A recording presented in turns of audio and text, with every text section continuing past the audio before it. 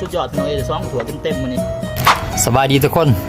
ตอนนี้เซฟเบียวสิพามาแกงหน่อไม้เนาะเพียงเนาะตอนนี้กำลังเทน้ำลงเสหม้อ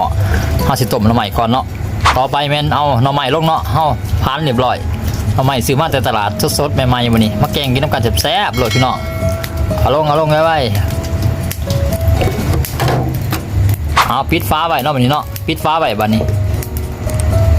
เอาไข่บัดนี้เฮาสิต้มไปจนหน่อไม้จืดแล้วพี่น้องเนาะฟดแห้งจนหม้อปูมออกมาเลยเนาะต้มไปเรื่อยๆจนหน่อไม้เฮาจืดเฮาก็สิมาแกงน้ำกันเนาะบัดนี้พี่น้องไข่ฟ้าไปเลยเนาะเพราะว่าหมอนปูมเนาะความหอนมันสูงเติมทานหอบที่2เนาะหน่อไม้เฮาจืดแน่นอนเอาไข่มาลวกกินขาเวลาเนาะ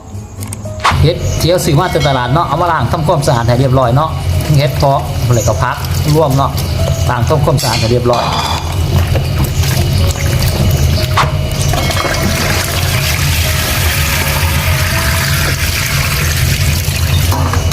โอ้งามไปแกงใหม่น้ำกันบัดนี้